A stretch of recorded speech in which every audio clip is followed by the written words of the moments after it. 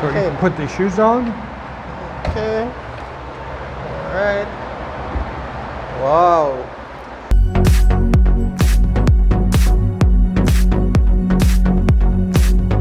Hello again, everyone. Welcome to another edition of C-AgriTech, which means Mario Communicating Agriculture Technology. So today we have a very different farmer. His name is Mr. Ken Kane, and thanks for inviting me to your facility, Mr. Kane. Oh, you're very welcome. Thank you for Okay. coming. So I have a few questions. So first and foremost, what is the name of your farming technique? We are a microgreen farm, and we use NFT farming, which is flood and drain basically. It's a hydroponic process that we use burlap, and we have vertical channels that we flood, and then the water drains out, and that helps the microgreens to grow. Okay. How long have you been doing this form of farming, basically? My wife and I have been doing this for about 5 years now. She's been doing it full time, and I've been doing it part time for about 5 years. Okay. So that is quite a bit of experience there. Yes, it is. Okay. So what type of microgreens do you grow? We grow all sorts, probably about 15 different varieties, from the standard radish and sunflower to more exotic things like cilantro and bull's blood and amaranth that a lot of our high-end chefs like in the Turks and Caicos. Okay. I should have asked you this before. What is a microgreen? That should have been the first question. Microgreen is really just a baby plant. So we talked about radish or broccoli we also grow. They're just baby versions. So if you were to let it grow for 4 or 5 months, you would get regular broccoli like you do at the store. We're just growing very small varieties of that, which have a lot more nutritional value, they say, and a lot of our chefs use it just as a fancy decoration for their plates or as a nutritious additive to their salads. Okay, great. So are you able to supply a demand in this area of the market? I don't think 100% of the demand yet. We have a lot of our big hotels and restaurants that we do service, but there are certainly a lot of smaller restaurants and private chefs that are asking for the product that we just cannot supply to them at this point. Okay, right. What are some of the challenges of growing microgreens? Just maybe the ones that pop out at you.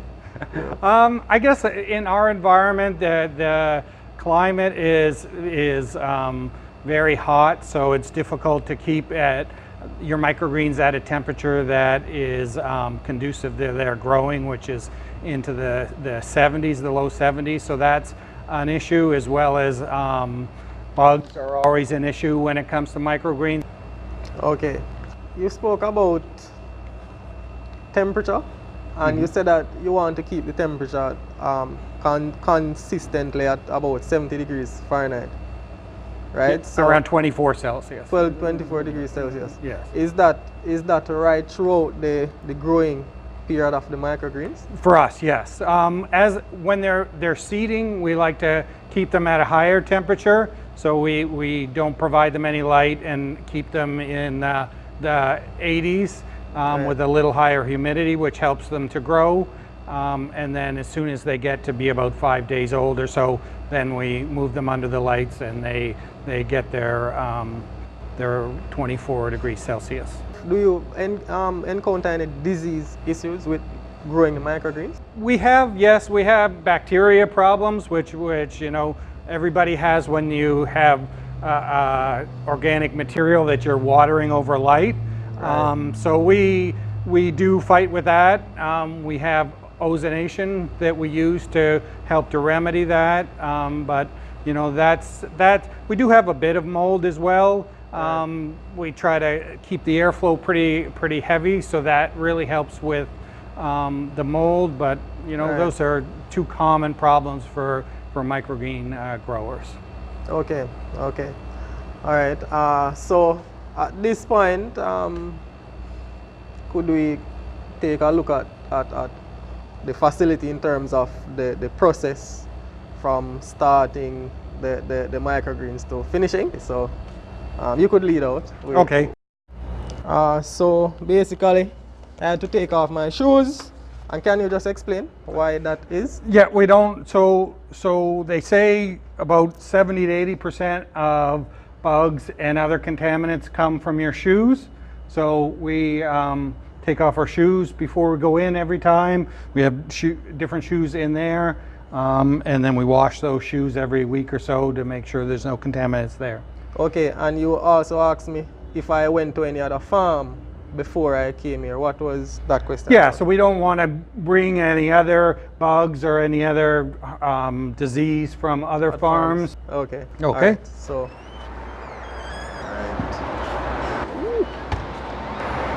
So you can put the shoes on. okay. All right. Wow. So if you want to start at the beginning. Yes. Ooh. Nice. This is where our seeds are, where we start all of our seeds. So we want to keep them in the dark at the beginning because it helps them to shoot up. So all of our seeds, these are sunflower seeds, for example, have just started to take root. Okay. And then we water these twice a day with just regular water, no nutrients or anything like that, just regular water and a little hydrogen peroxide to help with the disease. Okay. So that's all these trays are. So here, for example, this is amaranth. That's probably about, I don't know, 3 or 4 days old. Was planted on the 17th. Today's the 20th. Okay. So that's what all these different trays are, just of all our seeds that we're starting to grow. So they stay in here on average probably 5 or 6 days. And then once they get to a certain size, we move them over into that area where the light is. So for example, here are 2 trays that we're moving over today. We haven't put them actually in the rigs until the lights go off, but this is mustard. Mustard. Yes. Okay. So spicy mustard, a lot of our chefs like spicy mustard. Okay. And then this is our rigs where we keep all of the microgreens until we harvest them. So they stay in here for anywhere from another 5 days to some of the basil and other stuff stays in for probably almost 25 days before we harvest it. Okay. Okay. And then as we can see, you know, this is a speckled pea, so these are almost ready to grow. They're almost up to where the light is. Okay. And so these are all just trays. This is carrot. So they're just, like we said, these are just a whole bunch of baby carrots. If you were to plant them in the ground, you would get a carrot out of this in about 3 or 4 months. But we just cut, this is basically the top part of the carrot. We just cut those off. This is ready to be cut now. Okay. So the whole different varieties that are just, you know, we kind of mix them all together. We don't need to separate them. They all kind of have the same amount of light and the same amount of nutrient solution. Okay. So we can see the pipes here. This is where the nutrient solution comes out. So they get watered 4 times a day through these pipes. Just the water runs in the top and they're on an angle. It drains down to the drain at the bottom, which just all goes out. We can see the drain there. Just goes all out into the reservoir that we have outside. Okay. Okay? Right. So it's just racks and racks of this same type of thing. Oh, so this here is the same stage. This one here is the same stage? This is arugula, and so from an arugula perspective, we cut these and then we put them back and they grow again. Okay. So arugula is really the only one, well, that and the basil, that we cut them and then we put them back in here and they'll grow again. So arugula technically is not a microgreen. We're just cutting the arugula plants and serving those. Okay. All right. So my question now, I'm seeing what I would say LED lights. What else? What? I'm seeing LED lights. Oh, LED lights? lights. Yes. Okay. What is the purpose of? So these are the lights that obviously they can't see the sun to keep them to grow. So we supplement their growing needs with lights, with LED lights, and they're only red and blue because those are the only spectrums that plants need to grow. So if you look at the lights, I don't know if I can get this one off.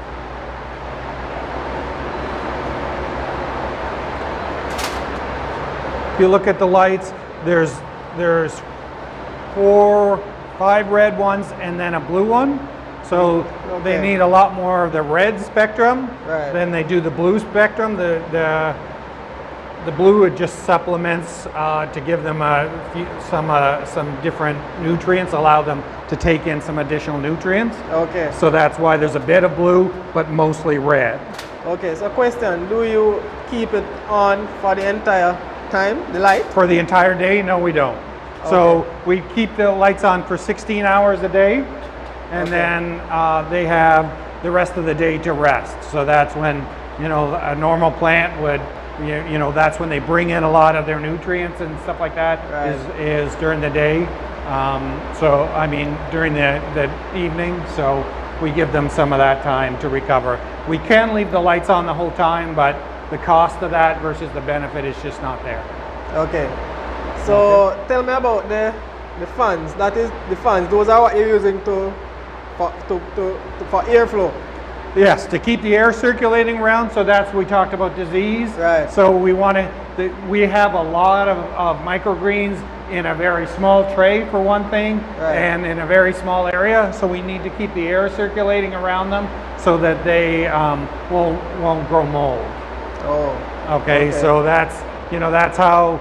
That's one of your two choices, right? You can either have a very, very open area so that they don't need airflow, or you can densely pack them, but then you need some pretty significant fans to move the air around. Okay. So this is what we grow them in. This is just regular burlap that you would get, you buy a bag of rice or whatever. It's basically the same thing. This is food grade burlap, so it's been sterilized and everything, but it's basically the same thing, that they all grow on the same thing, and you can see all the white roots that are in there that are just, you can see a bit of the wetness on the tray. That's the water that's left over from the last watering so that they don't dry out. But that's basically what they all grow on, is just regular burlap. Okay. How long do you leave the water running, basically? So we water them 4 times a day, not for very long, less than 5 minutes, which fully saturates the burlap, and then the excess water drains off, and that's all that they really need, is just less than 5 minutes, 4 times a day, which all the water just comes through on these big pipes up here, back down into a smaller pipe, down into a smaller pipe, down into this. Right. Okay. All right. So, so we are going to look at the nutrient. Yeah, nutrient system here. So I take off the slippers. Yes, take off your shoes. Yep. Okay. Take off the shoes.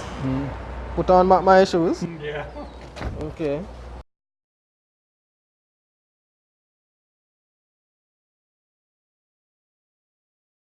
Hello, now that you're at the end, if this video was beneficial to you, please consider subscribing. To subscribe to my channel, please click the red subscribe button and then click the bell icon beside it so that you will be notified whenever I publish a new video. Thank you.